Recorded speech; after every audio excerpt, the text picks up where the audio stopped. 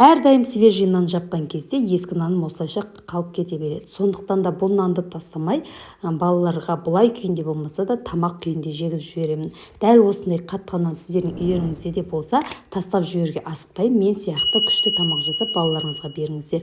Видео қызық болса соңына дейін қарап, рецебім пайдалы болса, міндетті түрде каналыма тіркеліп, қоңырауша белгісін басып қойды ұмытпаңыздар. Дәл осылай нандарымыздың барлығын кубиктап, 4 бұрышты етіп турап алатын боламыз. Барлығын осылайша турап аласыздар. Кез келген бауырсақ болсын, қаттама, май нан болсын, содан қалған осылай нандар болатын болса, барлығын осылайша 4 бұрышты етіп турап алыңыздар. Дәмі өте күшті болады. Мен өзім бұл тамақты өте жақсы көремін. Бұл тамақты білетіндер де, білмейтіндер де бар шығар. Қандай тамақ жасайын деп жатқанымды араларыңызда примерно біліп тұрғандарыңыз бар шығар. Нанды осылай турап алған екен шетке қойып, енді картошка пиязымызды ашып алатын боламыз. Маған бар жоғы осылай орташа көлемдегі бір пияз және де 5-3 штуктай картошка қажет.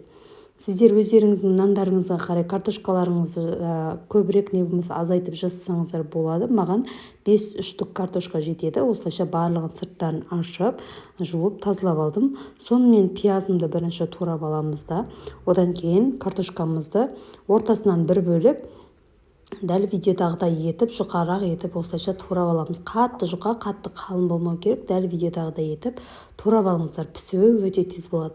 Осымен газымның астына отынды қазанның астына отынды жақтым да, осылай сұйық майымды құйып жіберіп, майым қызығаннан кейін үстінен осылайша тураған пиязымды салып алдым. Тураған пиязды салып, кішкене уақыт, біраз уақыт қуырып алғаннан кейін, кішкене қызарып, реңі кіре бастағаннан кейін, оның үстіне жаңағы тураған картошкамызды салып, барлығын бірге қуыратын боламыз. Картошкамызды салып аламыз да, барлығын араластырамыз. Өз қалауларыңыз бойынша томат қоссаңыздар да болады, қоспасаңыздар да болады. Мен ешқандай да томат қосқан жоқпын. Бар жоғы картоп, пияз және нан болса, аздап қана тұз болса болғаны. Осылайша татымына қарай тұзын салып аласыздар да, әрі қарап тағы да араластырып, бетін жауып отырып, орташа отта картошкамызды кішкене піскенше қақпағын жауып пісіретін боламыз, дымдап пісіретін боламыз картошкамызды.